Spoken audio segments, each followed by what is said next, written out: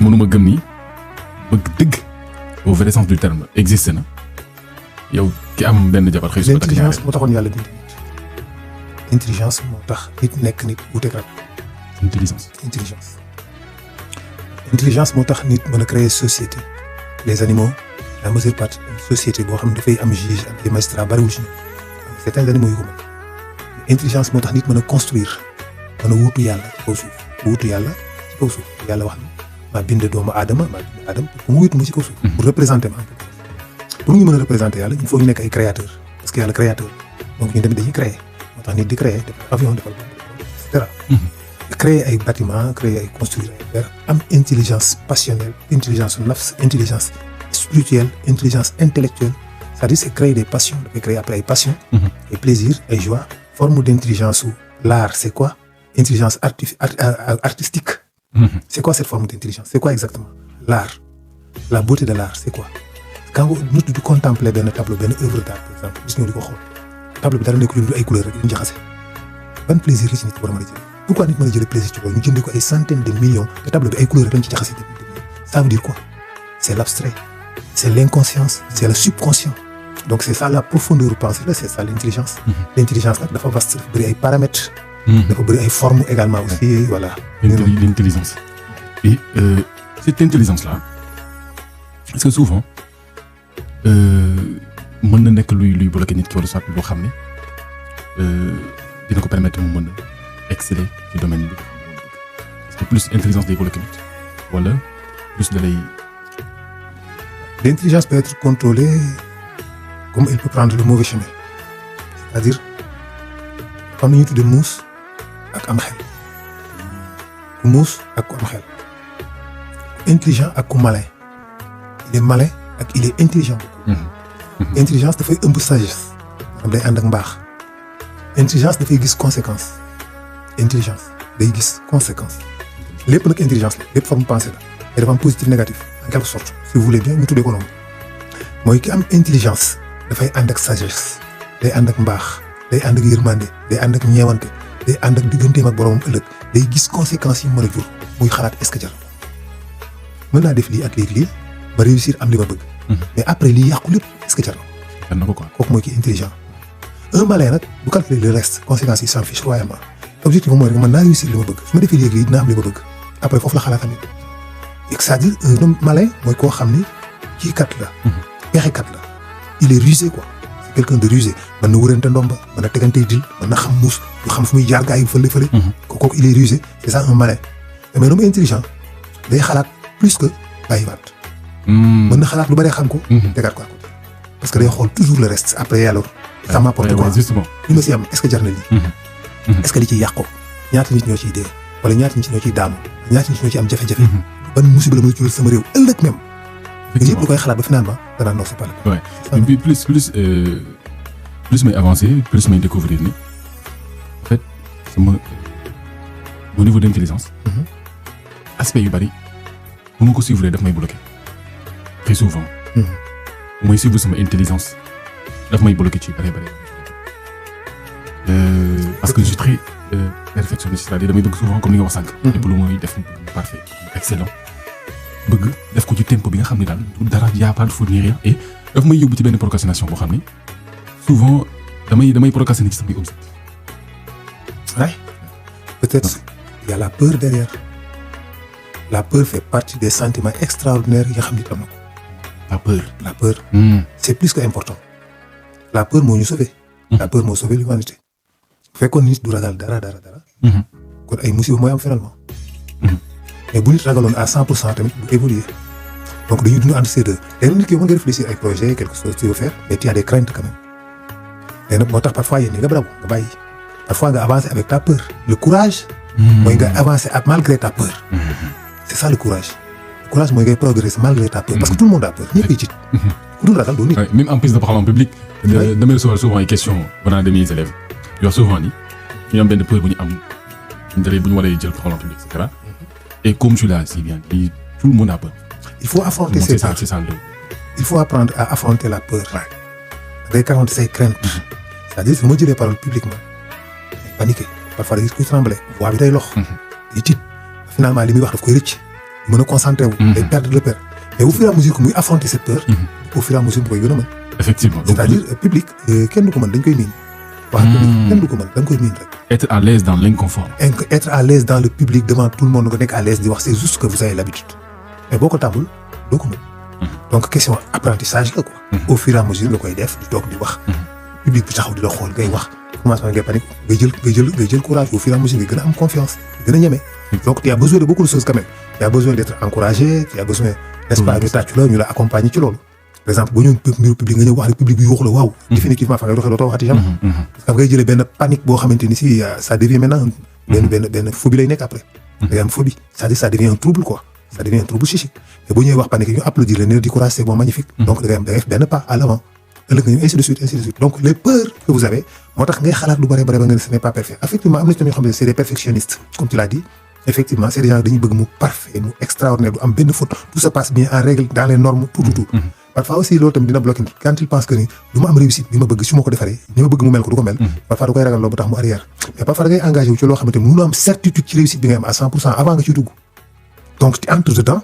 ak di ma liggéey ba xam xool ba xam le reste comment tu vas faire mais mënoo avant ngay dugg nga teg programme bi lépp xam résultat yi lépp. parfois c'est pas facile ci lépp am na ci yu mën a nekk mais du mun nekk ci lépp quoi. donc nag da ngay dem avec ta peur. est-ce que dina sotti mais comme j'ai fait de mon mieux. di faire de ton mieux si ça marche alhamdulilah rabbil alamin. s'il y a des erreurs tamit c'est pas grave et c'est comme ça échec yooyu daf lay permettre après mën nga ko réparer mën nga ko ajouter mën nga ko compléter ainsi de suite. donc mais le courage et la pensée vont ensemble parce que xalaat ak xel dafay accompagner nit ci dundam yëpp ci léppam. léppam te xel bi nga wax noonu. mooy du accompagner nit xam nga xel.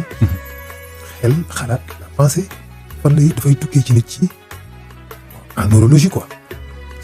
donc ko mën a jàppee ñoom sur le cortex préfrontal parce que c'est là où viennent les décisions. le cortex préfrontal c'est le cerveau mooy fii ci kanam la nekk ci jëw nit la nekk moo tax nit yi jëbi lay jëlee ay décisions waaw foofu la nekk le cortex préfrontal mais le vrai travail l'hippocampe et le kii ñoo koy def l'hippocampe et l'amygdale ñoom ñoo gën a yor la coordination et la cognition des émotions. c'est une capacité d'agir quoi. waaw c'est-à-dire c'est là où viennent les décisions les sentiments les religions la croyance tout est parti de l'amygdale et de l'hippocampe. les rêves tout foofu vraiment on peut dire que mooy le centre du cerveau et moi en tout cas mooy la cognition et la coordination mooy coordonner les émotions yi nga xam ne nit ki daf ko yor. mooy le cortex préfrontal l'hippocampe et voilà. mais dafa am ce qu'on appelle l'inconscient et le conscient. c'est-à-dire l'inconscient rapide en réflexion ce qu'on appelle l'inconscient rapide mooy les décisions que vous prenez à cause des actions des événements tak nga def dara gis benn oto nga éviter ko tëb daw gis loolu quoi réaction yooyu foofu tu n'as pas le temps de réfléchir ba xam la qu'est-ce que je vais faire c'est automatique wala ñu appelle les réflexes ce qu'on appelle n'est-ce pas l'inconscient rapide le conscient réfléchir c'est-à-dire le conscient réfléchir ça veut dire quoi. Le conscient réfléchir mooy que nit ki dafa conscient ci benn affaire ba pare jël temps de réfléchir qu'est-ce que je vais faire ban décision laay jël ci lii mais loolu dafay ànd ak beaucoup de choses da koy accompagner mooy say jikko daf ciy dugg say sentiments daf ciy dugg say croyances daf ciy dugg waaye il y a tellement de calcul dedans ci décision bi nga war a jël bëgg naa jël décision mais su ma ko defee damay perdre 50 000 mais su ma ko defee dina tax koñ bi gën a baax mais su ma ko defee dinaa ci am ngërëmu yàlla mais su ma ko defee yàlla dama ci am bàkkaar mais teewul dinaa am 1 million waaye il y a tellement de choses bu nit ki def nii entre ses croyances ses envies ses sentiments ainsi de suite donc de tout cet ensemble après ci ngay créer benn décision pourquoi on l'appelle l'inconscient le conscient réfléchi c'est-à-dire vous êtes conscient de quelque chose et que vous avez réfléchi et que vous avez pris des décisions là-dessus donc nga xalaat ci soog a xool comment faire donc deux types de kii yooyu mën nga ne moom moo am deux types de réflexion yooyu moom moo am ci nit di xalaatee donc yooyu nag ñu ngi basé wu tout ça c'est des connexions neuronales en tout cas ay synapses ce qu'on appelle les synapses c'est des essences d'information parce que xamoon nga dans le passé que ni nangam mas ngaa gis ci télé bi gaynde dàq nit lu benn bis bi nga doxee ci àll bi ba si ak nga gis gaynde automatiquement say xel image bi mu lay jox télé bi nga xamee woon gaynde te gis nga ni boobu gaynde bi lu dangereux la ngay gis ni kii danger la nga daw c'est-à-dire c'est tellement rapide c'est incroyable fraction de seconde la mais tu penses sa pensée day balay foofu yëpp d'un seul automatiquement rek sa mémoire day dem ñëpp ay déclenché wu neurones yi échanger information bi nga gis image bi li forme bi gaynde la d'abord gaynde lan la danger wala du danger yëpp danger la raykatu nit la lu puissant la boo ko fekk ci àll bi day ainsi de suite loolu yëpp dina traverser ci benn fraction de seconde ba tax nga décision ni damay daw wala damay yéeg ci garab gi gaynde il paraît que boo daawee moo la gën a gaaw mais mënut a yéeg nga daw rek songu benn garab waaye tout ce que effectivement c'est incroyable quand même mais est-ce que tout le monde a cette capacité de mais évidemment tout le monde a cette capacité de parce que c'est automatique c'est réfléchi c'est irréfléchi même je dirais même c'est-à-dire moom laa la wax ni la c'est l'inconscient rapide waaye c'est l'inconscient rapide c'est-à-dire que affaire boo xam ne yëguloo sax bi nga koy décider décision yi ni mu ñëwee ci yow sax yëgoo da nga ni nii rek dem mais loolu lépp jàll na ci diggante bi donc parce que bi nga gisee gaynde gi xamuloo ko lan la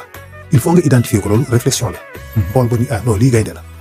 même li muy gaaw ci yow nga xool rek ni gaynde am na temps bu sa cerveau def benn dégg yóbbu information bi fenn image bi jël na ko yóbbu ko ci sa mémoire mu dem sa mémoire fouillé fa gaynde mooy lan ñu génne ko ni ko gaynde la nga soog a identifier ni gaynde la après ñu yóbbu ko ba xam danger la wala danger ñu yóbbuwaat information boobu ñu jàngal ni gaynde danger la nga dellu soit des danger la nga léegi nu may def décision bi nga bëgg a jël naa jéem a daw kii du ma ko affronter nga daw ñu ne waaye gaynde boo dawee moo la gën a gaaw nga ne ko donc léegi naa dem yéeg ci garab maanaam lii ma la wax nii ci benn taf-taf lay doon ay échange d'information parce que gis bi nga gis xamagoo li nga gis de tant que eggul ci sa cerveau gisagoo li nga gis de tant que eggul ci sa cerveau c'est-à-dire la vue quand vous regardez quelque chose vous voyez rien vous voyez que lorsque loo kenn li ngay gis image boobu ñëw na ci sa cerveau ba egg fa ba egg ci sa âme ba egg ci sa ruux ci ngay soog a xam ni gis nga gaynde c'est-à-dire l'information vient sous forme d'électrons de photons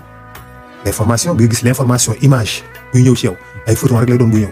c'est-à-dire boo gisee gaynde bi day décomposé wu buy ñëw ci sa bët day décomposé wu dootul nekk di gaynde ay lumière lay doon ay photons moom mooy ñëw ci sa bët bu dalee ci sa bët bi chambre noire bi ñuul bi chambre noire la comme photographe chambre noire après dafay former image bi dafay jël photon yooyu former ko benn image yu gaynde comprendre nga ba pare décomposé waat ko automatiquement transmettre ko ci cerveau bi bu dem ci benn onde 6 rétinale ñëw sur le cortex visuel après neurones yi foofu capté ko capté information bi sous forme d'onde électromagnétique c'est-à-dire bu ñu capté information yi sécrété benn hormone balancer information bi ci sa nafs c'est invisible c'est mënoo ko xam nafs bi yóbbu ko ci ruux bi capté information bi delloosiwaat ko nga soog a gis ni yow gis nga gaynde Et ce cortex visuel là dont tu parles,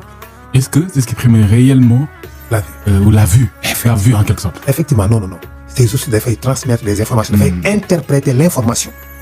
C'est-à-dire d'interpréter l'information sur beneen langage au lieu de image xam nga quand booy seetaan benn match de football image bi ñu koy jël foofu ci terrain stade bi ay image lay doon image quoi. film nii écran couleur match bi gazon bi gars yi daw. et bu ñu koy transmettre di ko indi Sénégal est-ce que dañuy téye conserver image non. ay photons lay doon. ay électrons. ay photos ñoom ñooy voyager rek ay lumière rek ñooy voyager lumière dootul nekkati image mais bu ñëwee ci satellite bi capté ko balancé ko ci centre émetteur bi nekk Sénégal foofu dañ koy transformer ñoom tamit def ko image yóbbu ko ci télévision bi jox ko ci canaliser ko télé bi bu ñëwee ci kii bi comment dirais-je boîte bi fi ngay capté fii mu transformer ko mu nekk image ak son mais bu ñëw ci jaww ji lay yaatu nekkati image ni ko ni tey ji boo taxoon ci jaww ji da ngay gis image match bi nii mu nekk comme télé di dem jóge France di ñëw Sénégal pour nga seetaan match bi non boo ko gënoon gis ay lumière nga gis yuy dem mais bu ñëwee appareil yi nekk ci télé yooyu ñooy capté waat information yi transformer ko defaat ko image ak son génne ko ci sa écran nga soog ko gis c'est-à-dire même bët noonu lay def moom tamit. nopp tamit également bu déggee. li muy dégg du nekk son. buy egg ci cerveau bi du nekk son ay vibration lay doon. c'est-à-dire effectivement vibration la c'est-à-dire bu ñëw ci sa nopp vibration la ondulation la ay oscillation la les oscillations des molécules dans l'espace c'est des vibrations c'est un phénomène vibratoire donc yooyu bu ñëwee dafay dal sur le tympan ci nopp kii bi membrane bi bu dalee ci membrane bi të ay ondes yuy def nii di ñëw. xam nga ay vagues quoi tak ay oscillations mais des ondes sonores des perturbations des molécules dans l'espace perturbations yooyu dafay ñëw agité wu dal ci membrane bi bu si dalee vibrer ko membrane bi vibrer tëg boo nee Ablaye Seck ñu dem Dakar exemple bu ñëw daan day def mouvement boobu quoi Ablaye Seck ñu dem Dakar exemple loolu c'est très compliqué mais mouvement bi membrane bi bu ko yëngatoo comme dafa am benn galan bu ci sax nii benn galan xam nga galan waaw. xam naa galan yi. loolu galan ñu tëggkat yi. nga koy ñoo xam galan mooy booy tëgg tama. waaw. bant bi ngay tëggee nii tama laa wax waaw kay bant bi ngay tëggee nii loolu mooy galan bi léegi nag dafa am benn galan buy nekk ci membrane bi boo xam day vibrer tëg day tëgg ci benn étrier day tëgg ci benn ndënd day tëgg vibration bi tëg léegi nag loolu étrier bi tamit yóbbu ko mais foofu buy demati léegi day nekk moom tamit benn fréquence tonotopique c'est-à-dire dafay ñëw ci ay ciliés ay cellules yuy flotter ci benn ndox bu dang bu ñuy wax les ciliés parce que dafa am benn karaw bu ci benn sax chaque cellule dafa am benn karaw bu ci sax léegi ondes yooyu bu ñëwee bu dalee ci karaw yi dañuy vaciller wu ni yëngatu ni ñuy yëngatoo dañuy décrire information sonore boobu ci cellule bi transmettre ko vers le cerveau ci ay pulsions électromagnétiques bu ñëwee ci cerveau bi neurones yi capté ko neurones yi bu ñu koy capté du ñu capté son ay électrons la ñuy capté bu ñu capté lumière boobu ñoom après dañuy kenn xamul nu ñu koy décrire ñoom tam transmettre information bi léegi ci nafs bi foofu léegi day nekk ci beneen forme bu ñu mun comprendre incroyable léegi nafs bi nag moo koy transmettre ruux gi nag mooy xam dëgg-dëgg son bi moo tax est-ce que dëgg-dëgg son bi ñu tëgg moom nga dégg c'est pas évident c'est-à-dire même son bi est-ce que moom nga dégg parce que li ciy xew yëpp ci diggante bi dafa bëri léegi nag ruux bi nag bu ko si ngay soog a nag dégg dëng bi dégg nga ko maintenant l'information vient juste d'arriver léegi moom tamit day traduire tamit comme tamit l'inverse bu amee information buy tukkee ci ruux da koy jox nafs bi transmettre ko cerveau bi wàccee ko ci jëmm ji comme les rêves parce que les rêves ne viennent pas de l'extérieur ils viennent de l'intérieur les rêves oui par exemple les rêves jógewul ci biti nekkul information buy jógee ci biti information buy tukkee ci sa biir la parce que lii wax ak yow ci sa nafs la koy def ci sa ruux sa nafs da lay waxal directement nafs bi léegi moo koy indi ci ruux gi mu transmettre ko mu traduire ko mu nekk image booy gis. C'est là où c'est important en fait de filtrer les informations yi nga xam moom la ñuy recevoir parce que damay gis souvent des fois yenn su ma amee yenn xalaat yi sama yenn xalaat yi nii su ma ko amee souvent li may xalaat wala li may gis très souvent bu ma tëddee yu mel noonu laay faral di kii mën naa am benn loo xam ne daf ma ñor dëgg. ci bari mën gën ci yooyu lay faral di. ok et c'est un peu bizarre damay ñëw sànq ci kii bi ma gis-gisin c'est-à-dire gis dara c'est-à-dire le fait de voir. am na étude scientifique ma doon lire récemment yu wax ni nit ki amul accès ci li mu gis ba pare nit ki amul accès ci c'est-à-dire li nga gis ba pare. réaction bi nga ci war a am. ak kii bi nga ci war a am c'est-à-dire décision bi nga ci war a jël. maanaam contrôle bi nga ci war a am dëgg-dëgg ci li nga gis. mën na ko contrôler. oui c'est nit ki amu ci accès. non mais c'est très compliqué xam nga il y a toujours de l'influence quelque part am na lu lay influencer à l'intérieur de toi même que vous contrôlez pas boo xamul am na lu lay influencer à l'extérieur des causes ay causes yoo xamante ni si dafay modifier sa perception c'est-à-dire on n'est pas neutre ces causes modifient ta perception tes décisions ta façon de voir les choses sentiment bi nga am son musique ban moo neex ban son musique pourquoi musique am capacité exprimer ay sentiments xamuloo li muy wax mais tu as des sentiments. sentiments yi nga am fu mu jógee ci lan la quoi pourquoi tu es triste wala pourquoi tu es heureux wala pourquoi tu te sens libre booy déglu benn son tout simplement. on est nekk parfois son boo xam ne sax ki koy déglu du sénégalais. ça fait juste un instrument par exemple. pourquoi quand vous regardez par exemple la musique hindoue je dirais pas toujours mais la majeure partie da ngay benn sentiment de tristesse. c'est trop bizarre ce que je dis quand même. voilà des fois man bu ma bëggee nelaw nii damay bu ma bëggee wala ma bëgg def benn introspection bi sama bopp. wala mu bëgg am dal am tranquillité spirituelle damay teg benn musique par exemple. bon avec un son de fond quand je ferme les yeux je suis tranquille daf may permettre ma gën a am chacun am dal je sais pas comment mais c'est trop voilà. c'est quelque chose que je comprends pas du tout. La 99,99% des gens ne le comprennent pas. Pourquoi? C'est-à-dire que par exemple la musique exprime des sentiments à travers des instruments. Le son, c'est quoi le son? C'est quoi le son? Ting nga ni non baaxul ba changé tung nga ni non baaxul ba changé tung nga ni voilà boobu baax pourquoi boobu baax pourquoi am son bu neex ak son bu neex ci yow pourquoi son bi neexul si te ni mu neexul ci yow joué benn note tang tang tang tang tang nga ni non c'est bon ba jël benn ndënd kërërërën nga ni non neexul ko pourquoi yëpp ay bruit kese la son guitare bi ak xandi bi daanu yëpp bruit la pourquoi bii neex bi neexul qu'est-ce qui fait la musique c'est le sentiment que vous avez yow kiy def son bi koy sentiment bi nga am langage bi nga wax parce que les vibrations ay paroles c'est la vie c'est le vivant les vibrations musique vibration la onde le son la d'accord mais c'est quelque chose qui vient du cœur moo tax un grand musicien un vrai musicien ak waykat dëggantaan bu mën a way toujours dafay am xol bu rafet waykat boo gis muy way muy neex ci dugg ci xol li ñu rek xol bi laab na mais ku xol bi xonq xol bi dëgër mënut a way mu neex parce que dafay ànd ak sentiment bi nga am koo gis muy way rek muy neex rek xol yi ñi di kontaan rek mooy moom xolam laab na set na moom waykat boobu ki nga gis tamit mu mën a génne son ci instrument mu neex bu ci seytaane duggul kooku mu neex rek kooku moom xol bu laab la parce que ci xol bi la ko jëlee ci ruuxam la ko jëlee ci amam la ko jëlee son bi nga génnee mais pourquoi son boobu neex peut-être c'est organisé parce que langage bi muy waxee la xam nga li tax waxtaan naa ko ci docteur Emeto le fait que bu ma jàngee ci café gi Fatiha jox la ko nga naan mu faj sa biir ma jël café gi jàng ci leneen lu ñaaw nit ku la bëgg a liggéey bu la def bon wax leneen lu ñaaw tufli ko ci café gi jox la ko nga naan ko sa biir metti pourquoi ñaar yooyu pour que yëpp ay wax rek la ay mots pourquoi bii mën a faj bii mën a rey. mais c'est vrai que l'eau a une mémoire. évidemment la mémoire de l'eau le problème c'est pas l'eau effectivement dafa mémoire mais day transmettre tout simplement li nga ko jox. ok et c'est-à-dire yow ma ko jox mooy sans problème pourquoi li nga ko jox mën loolu. pourquoi li nga ko jox en fait. mën ko voilà le problème mooy moom ndox. deful leneen daal. da nga ko jox lu positif muy rendre ko waaj nga jox ko lu négatif mu jox ko waaj tout simplement.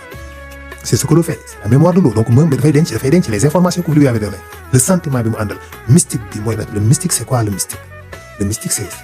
nous ne pouvons pas comprendre c'est la métaphysique le mystique c'est la métaphysique c'est quelque chose qui existe qui peut agir qui peut faire quelque chose de physique de rationnel que nous voyons te amuñu cause bi mënuñu ko comprendre wala le comment mënuñu ko xam parce que sa biir day metti ma jël ko jàng benn saar jox ko nga naan ko sa biir bi sedd mais naka la ko fajee pourquoi su ma jàngee Fatiha ci café mu mën a faj biir buy metti exemple pourquoi Fatiha ay mots la rek mais pourquoi parce que ci Fatiha boobu onde yi muy créé bi nga koy jàng énergie yi ci nekk ay énergie positive la ay énergie yu baax la ce qui veut dire que l'onde parce que tout s'exprime à travers les ondes l'univers tout entier l'onde c'est la langage universel de l'univers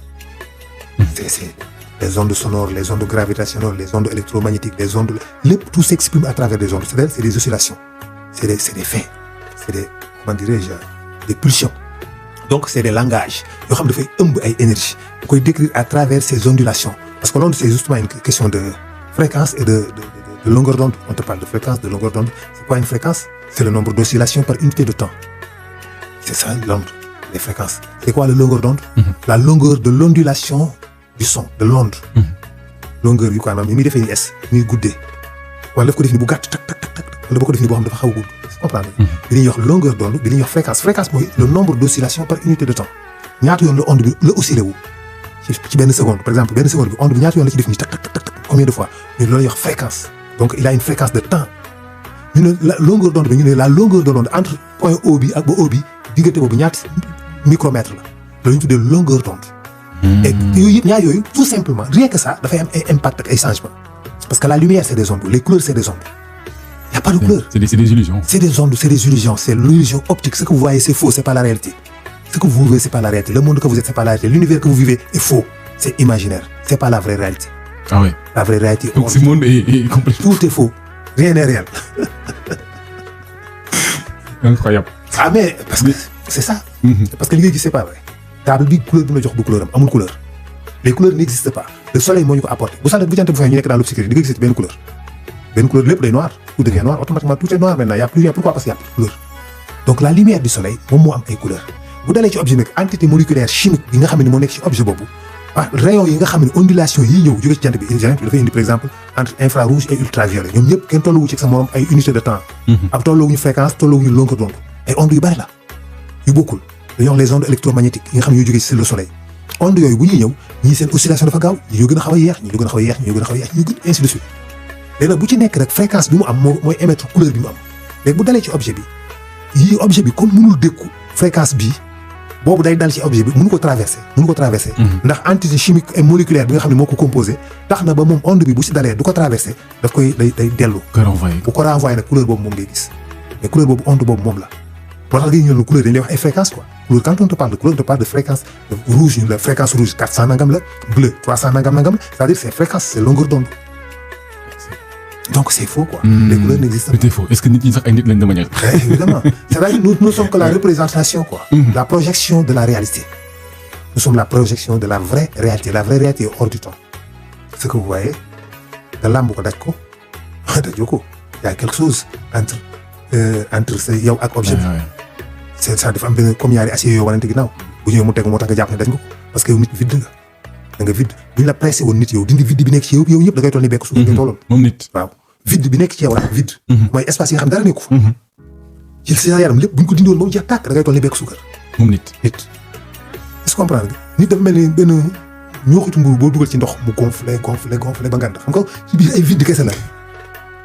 incroyable am na benn question boo xam ne ñëw na ma loolu parce que souvent man en fait je parle souvent de l'intelligence émotionnelle mais est-ce que l'intelligence elle-même peut susciter avec le temps c'est-à-dire est-ce que l'intelligence avec le temps mën na disparaître et lu ko waral parce que souvent nit ñi bu ñuy jëm mag ngay gis ñu ci bari dañuy naax comme ni ko waxee dañuy perdre seen xel c'est quel est en fait comment garder cette intelligence-là atteindre un certain âge. nit ku bu nekkee màgget perdul xel mais ses réflexes c'est-à-dire voilà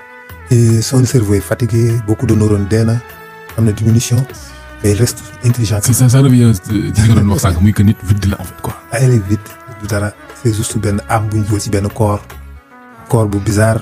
donc corps boobu moom la âme bi di exprimer wu mais corps boobu dafa insuffisant pour que âme bi mën a exprimer wu à 100%. Vous voyez ce que je veux dire. corps jëmm bi nga am amul assez de capacité pour que ruux bi mën a exprimer wu ci moom c'est-à-dire c'est comme si que moo ko mën a waxee nga jël nga am benn télévision laa bu mag bu mel ni RTS mais après matériel yi nga am pour télé bi mën a émettre matériel studio rajo la quoi nu ma ko mën a waxee benn rajo nga yor ak benn magnétophone exemple loolu kese nga am télé bi mënul exprimer wu capacité ci magnétophone bi quoi léegi 1% lay am maanaam télé bi 1% la mën a exprimer wu ci magnétophone bi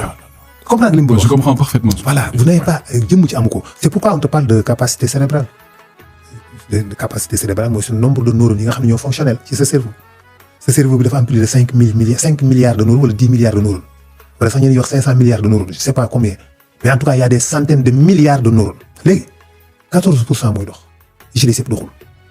yi ci des da nga dañ ko fa teg noonu par hasard ni donc l'être humain n'utilise que 14%. 14% ci ay capacités de son cerveau. waaw da yor benn clavier benn table de mixage moom ngeen koy tuddee noonu ngay teg bouton yi di régler son yeeg affaire mais li table yooyu bouton yi ci nekk touche yooyu yëpp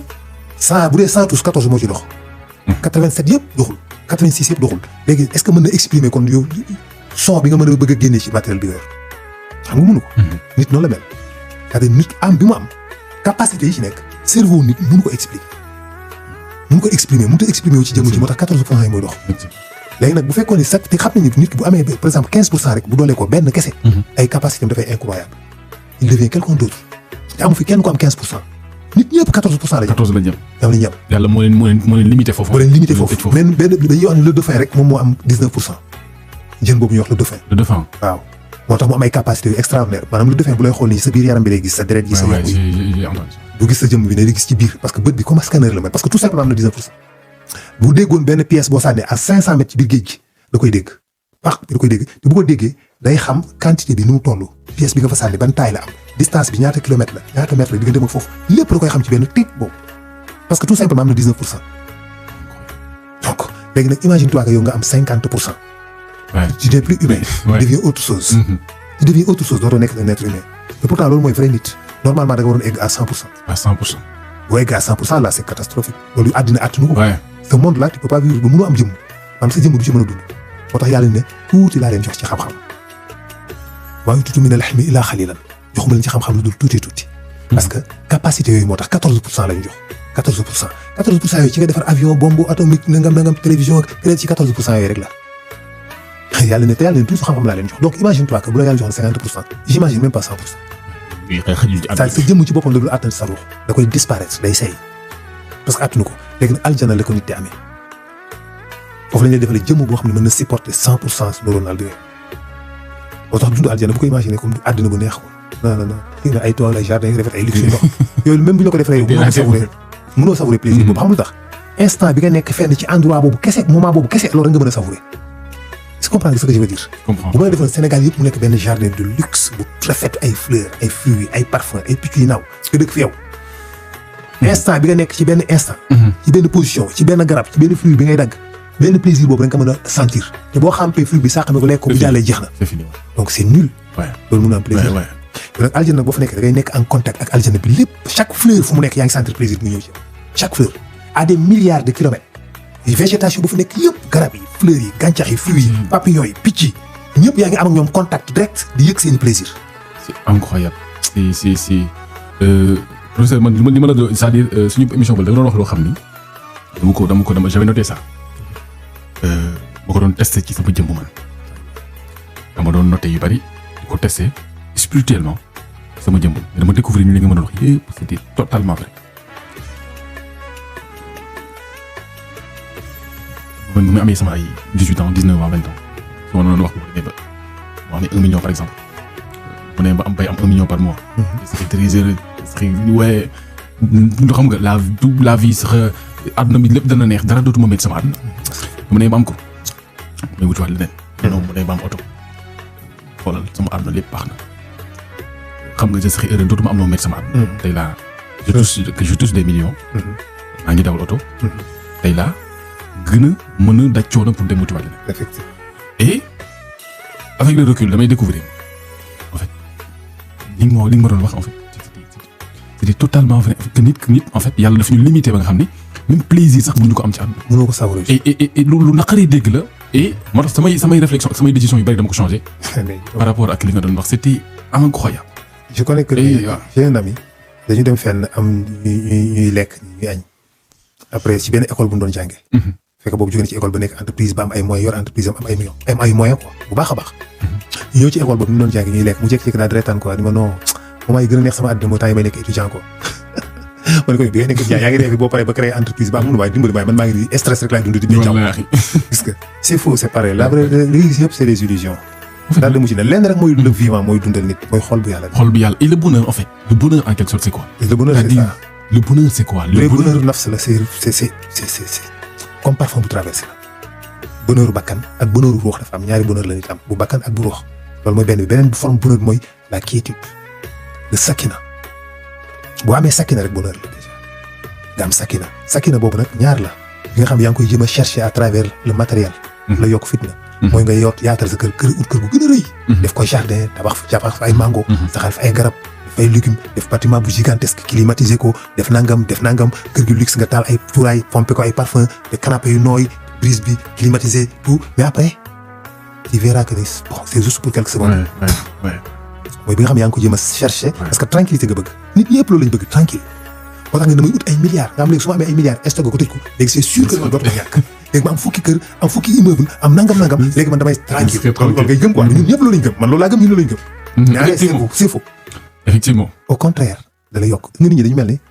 dañoo wékku ay saak di yéeg ay montagnes ku nekk alal ji nga am moom nga ci wékk ku la gën a ëpp réer gën laa diis la c'est-à-dire et li gën a doy waar mooy avec le temps j'ai quand même eu la chance de fréquenter énormément d'hommes puissants bon matériel quoi ñoo xam ni yàlla dimbali nañ ci wàllu koom-koom mais damay gis ni chaque jour chaque instant bu may nekk ak ñoom seen ñu ci bari ci ñoom dañuy perdre cette humanité bi nekk ci ñoom dëgg. mais malheureusement dañ koy perte et piège boobu nag ku bépp entrepreneur war nga ci mën a bañ a tomber kat voilà. xam nga yonent bi dafa waxoon benn wax mu jug jamono dañ leen proposer ñaar am ak ñàkk déggin la nag parce que man ñam am laay wut. su ma sañoon ñu jox ma 100 000 milliards ma denc. su ma gisoon ay milliards fii banque bu nekk nii léegi ma daal ji banque bi yóbbu kees gi dem sama yoon mais tey jii ñun ñëpp loolu lañ gëm te kenn mënuñu cee delloo ginnaaw. mais malheureusement yonent bi dafa ne bu ñu la tànn mujj jamono dinañ leen tànn loo am ak ñàkk na ngeen tànn ñàkk ndax mooy tax ngeen mucc donc da ngay jël chaque lan mooy ñàkk bi lan moo tax ñu mooy tax nga mucc est-ce que am dina tax nga am lu mu am ça veut dire le monde d'aujourd'hui pas toujours du ñëpp li ci ëpp daf lay exiger pour nga am xaalis beaucoup de sacrifices. c'est-à-dire quand je parle de sacrifice waxuma sacrifice nga dem rey ginaar rey bët rey nit noonu mais mooy da ngay baree ay jikko ak ay valeur da koy dindi buddi sànni ay ngor koy buddi sànni ay jomb dindi sànni ay yërmande dindi sànni ay lu ñaaw ci tam fiche royalement di débranche lépp pour mën a am alal léegi nag boo débranché lépp ba jot alal boobu à 80% da ngay découvrir yow dootoo nit léegi c'est juste un coquille vide dans une maison de luxe xam nga tey jii mbaam xuux boo ko tabaxaloon benn palais bu rafet mu dëkk fa moom mbaam xuux la rek il s'en fout de tout ça day xuuxi lekk ñi gazon bi dem yoonam ça veut dire que ni c'est-à-dire nit bu perdre yooyu rek mënutul am dara il est pauvre. waaye ba mu yor 10 000 milliards day gën a stressé day gën a angoissé wu c'est-à-dire day toog am benn sentiment de vide. affaire amul ci moom benn sens. et comment en fait je sais pas réparer cette vide comment ne pas tomber dans ce piège là. ñaar rek la d'abord malgré sa ut bul perdre say valeurs ak say jikko utal nu la neex noo mën a ute ut ko mais fexeel ba jéemal préserver ni man góor laa man damay yërëm man du ma wor man du ma fecc kóllëre man du ma tas yaakaar. jéem ko bu fekkee ne mën nga ko dina la yàqal lu bëri nag nga gis koo xam ne goree moo tax affaire bi amoo ko bañ a fecc couleur moo tax nga perdre lii bañ a tas yaakaar moo tax nga perdre lii bañ a yooyu dafay am. ba demee tubaab dafa am temps vision éliminer tout ça pour nga am xaalis mais daf la bëgg a sànq en réalité daf lay gëmloo loolu dafay tax nga am xaalis boo xam ne ngay réussir la vie ce qu'il t'appelle réussir alors que c'est réussite bu mu lay wax c'est pas une réussite c'est faux il n'y a pas de réussite matérielle tax nga réussir la vie boo réussir les matériels ça ne veut pas dire que da nga réussir la vie c'est faux ta vie en tout cas. léegi nag yow nit ki dafa koy perdre donc nit ki na jéem a préserver yooyu benn gis-gis na ko uti ci yàlla na ko sàkku ci yàlla. ci yàlla waaw julli. huwa allazi anzala sakinan fi qulubil mu'minin moom moo ko wax. huwa allazi anzala sakinan fi qulubil mu'minin li yazdadu imanan ma imanin man yàlla maay wàccee la quiétude la tranquillité le sakina ci xolub jullit pour yokk ci iman maanaam pour yokk ci ngëmam. lillahi junuudu samawati wal ard ndax man maa yor les moyens. c'est-à-dire may permettre donc nit ki. dafay uti yàlla ci yàlla loolu. lan nu nga ko utee ci yàlla naka la mooy fexe ji ma am passion yàlla intimité ak yàlla fexe ji ma monter boole boppam dundam ci yàlla ci dundam fexe am passion ci moom fexe ko bëgg di ci xalaat di xool création bi changer sa gis-gis changer sa vision de la vie yéeg ci benn immeuble toog ci kaw observer la société nga jàngat leen métaphore la li ma wax ba au vrai sens du terme quoi. yéeg ci immeuble nga def ko àdduna de manière générale. nga taxaw observer àdduna bi société bi mooy man li ma dund pour lan la je vis pourquoi lan laa fiy def ma koy wax fan yii ma leen question yi nga xam nit ñëpp dañu ko war di poser seen bopp di ko seet mooy may kan wala boog may lan parce que tu es là comme ça ni judd 1992 jékki-jékki ni cëpp rek taxaw. màgg 2000 nga am 20 nangam commencé di werante dugg ci werante bi comme ñëpp quoi waaye réew mi suñu kër man sama àddina sama vie pourtant tu es là en 1992 avant tu n'existais pas dara kenn xamul woon ni di nga exister le monde était là pourtant le Sénégal était là oto yaa ngi daw lampe yaa ngi tàkk avion yaa ngi atterrir nit yaa ngi judd ñuy waxtaan di ngénte di feebar di dee tu n'existes pas nga jékki-jékki benn moment rek nga apparaître pëf judd comme ça ci diggante ñaar ñu sëy nga judd ci loo xamante ni si ay hormone la nga judd ci comme ça ñu fabriqué la ki la fabriqué kan la ki la defar ci sa biiru yaay boobu ki la doon fabriqué dafa di kër di feebar di moduler pendant 9 mois muy defar ba nga judd nekk lii taxaw wax am ay yax di xool di gis di dégg pourquoi ngay dégg pourquoi ngay gis pourquoi ngay sentir odeur pourquoi nga nekk ci environnement bi nga nekk fan la fii fan la mooy sa deuxième question fii fan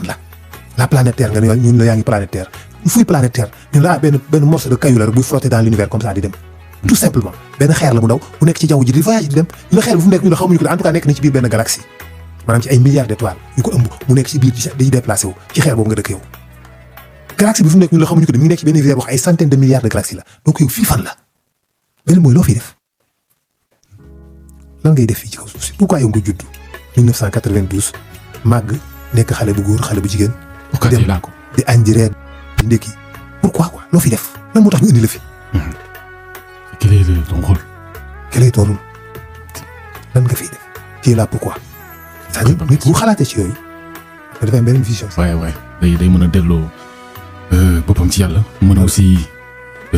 récupérer amoon na valeur yi mu doon ñàkkoon yëpp. évidemment dernière question professeur est-ce que l'amour existe est-ce que l'amour existe est-ce que mbëggeel am na comme ni ko société bi di gisee comme ni ko comme perception bi ñu ci am quoi de manière générale wax naa fi nii génn naa fi ni wax nii kenn bëggul kenn bari attaqué ma ci réseaux sociaux bari wax ma génnaat ci parce que ba bañ a jitee wax bañ a tëjee wax da ngaa gaaw a daw non boo ko gars yi lay attaqué parce que am na ko xam ne mi ngi yëg ni mu bëggee jabaram nga dikk ni ko mbëggeel amul moom li muy yëg bu gisee jabaram xol bi sedd kontaan bu ko gisul feebar nga ne ko mbëggeel amul bu la gisee da lay agressé da yow xaaral ngaa dof xam nga li ngay wax parce que c'est compliqué ça le problème mooy lan mooy bëgg ko yow lan nga bëggee sa jabar c'est-à-dire ki am jabaram bëggu lan moo tax mu bëgg lan lijjanti loolu ba pare lan moo tax mu bëgg ko lan moo tax nga bëgg ko lan nga ko bëggee lan ak lan muy bëgg ci boppam sentiment boobu lan nga ko wax bëgg man damaa bëgg café bi moo tax nga bëgg café gi waaw kay bëgg naa café bi bëgg naa sama yaay bëgg naa sama doom bëgg naa xar mi bëgg naa sama kër gi bëgg naa sama oto bi y a trop de bëgg finalement et donc sentiment boobu c'est quoi exactement parce que boo joxee explication pourquoi nga bëgg ko xam nga benn bis dama laaj temps yi man leen dama bëgg ngeen wax pourquoi ngeen bëgg yonent bi koo ne lu tax nga bëgg yonent bi damaa bëgg yonent bi ñëpp koy wax dama bëgg mais bu woon ne lu tax nga bëgg yonent bi da nga yëkk def benn pause lay def taxaw réfléchir après il te dit des intérêts te yëgul ni moom ay intérêt la lay wax intérêt boobu kese la lay wax ay intérêt lay wax non parce que yonent bi dafa baax parce que yonent bi daf ñu bëgg parce que yonent bi moo ñuy sauver ëllëg ci kanamu yàlla parce que yonent bi mooy ki ñu jàngal moo ñu waay loolu yëpp ay intérêt la moo tax ñu am moo ñu may lii moo ñu jox laa intérêt la ba tey bëggoo ko parce que bëgg warul am cause bare bëgg warul am cause warul am raison bu tax booy expliquer bu rationnel parce que dama ko bëgg parce que elle est belle parce que dafa rafet parce que dafa baax ci man parce que boo ko expliquer rek c'est parce que c'est-à-dire ki nga bëgg parce que dafa rafet bu ñaawoon nga bañ ko bu soppeeku woon suba rek bëggatoo ça veut dire kon bëggoo ko c'est pas vrai kon beauté boobu nga soxla woon pas moom parce que ndaw si nga ko bëgg xëy na ñun la pàtt na gini ba ñu dañ na kanam gi soppeeku rek bëggatoo effectivement dootoo ko bëgg ko effectivement dootoo ko bëgg ma wax souvent ni ki ngay gis ni ki ngay wax ji da nga ko bëgg ci yenn situation nga ko njëkk a gis avant nga koy bëgg fan nga ko fekkoon bëgg mahabba muy bëgg diggante yàlla ak ruux la bëgg dëgg waaw dëgg au vrai sens du terme foofu la am te yàlla moo bëgg boppam rek loolu kese la bëgg bi mu bëgg boppam ci la ko nit bëgg tu comprends yàlla moo bëgg boppam parce que ruuxu nit ci yàlla la jógee moo tax obligatoirement nit dafa war a mën a bëggaat yàlla ruux yeneen bi dafa jóge ci yàlla bind ko ci façon bu neutre ci ruux bu neutre mooy loo xam ne amagul bëgg lu vivant la luy dund la ruux la mais mënul bëgg mënul bañ parce que xamugu ko application bi koy permettre muy bëgg di bañ monté la guñ ko ruux bi muy flotte noonu dans le vide dans l'inconscient yàlla ñëw branché ko benn appareil boo xam ne day tax mu mën a bëgg daal di bëgg boobu mënoo ko décrire kon lu tax nga bëgg yàlla boo nee benn nit lu tax nga bëgg yàlla day taxaw réfléchir parce que yàlla moo ma bind intérêt la moo may wërsëgal intérêt la moo tax ma mel nii moo tax ma mel naa intérêt la kon ba léegi waxu ko bëgg bi lan la yooyu ay objectif nga am bu la ko yàlla joxul nga mere ko parce que léegi nga gis ñu mere yàlla parce que amuñu parce que joxu leen xaalis parce que joxu leen nangam ça veut dire que kon bëggoo yàlla c'est quoi lan mooy bëgg yàlla lan la ñuy bëgg boobu sentiment boobu fu muy jógee attachement jaam yi ko am yu raar yi ko am dëgg-dëgg xam ba dëgg ñu am ko ci yàlla mooy ñi nga xamante ni ci seen biir pauvreté ak seen feebar dañuy bëgg yàlla yàlla ci yàlla Suayb bi mu feebaree yàlla añ ko wërsëg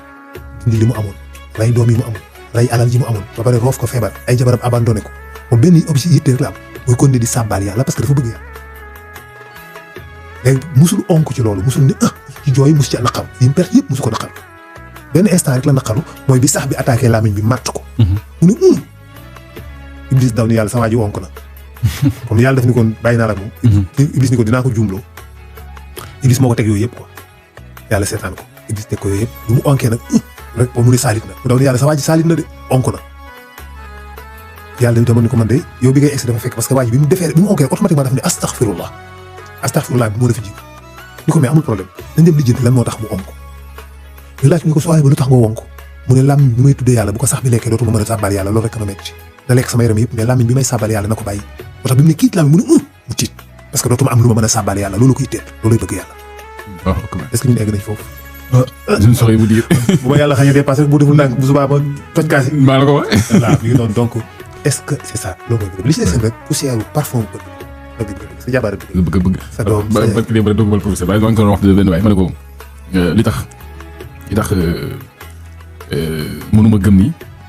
bëgg dëgg au vrai sens du terme existe na yow ki am benn jabar xëy suba takk ñaareel boo ko laajee la tax mu takk ñaareel ay bëgg-bëgg booy nag lu ma indi ki nga xam ni aussi lu ma indi problème ki nga xam ni aussi aaw bi ci kër gi bëggul aussi jëkkër ji takk ñaareel lañ ne dong nga tax bëggul mu takk ñaareel muy que intérêt boobu la aussi parce que moom li mu bëgg mu yem ci moom kese donc bëgg question bi dañ leen koy laajal yéen téléspectateurs bu jëkkër ji dee dañ koy suul moom mu dem amaat beneen ci kër kon dund bëggaat kooku encore donc ana bëggee donc voilà professeur ça a été un plaisir de t'avoir encore dans cette émission franchement chaque jour bu ñu man en fait émission yi may def yëpp c'est vrai que damay invité naa ñu bari jàkkaarloo naa ak ñu bari mais chaque instant bu ma jàkkaarloo ak yow damay nekk ci yeneen niveau pour mën a wax ak yow et loolu aussi je pense que ci yow la nekk donc nga nekk nit boo xam ne ma la apprécier loolu nag franchement di nga nekk référence pour mag ñi mais aussi nekk référence pour ndaw ñi énormément de jeunes dañ may message di témoigner sa jëmm di nga changer seen dund et cetera donc ñu lay jaajëfal bu baax a baax di la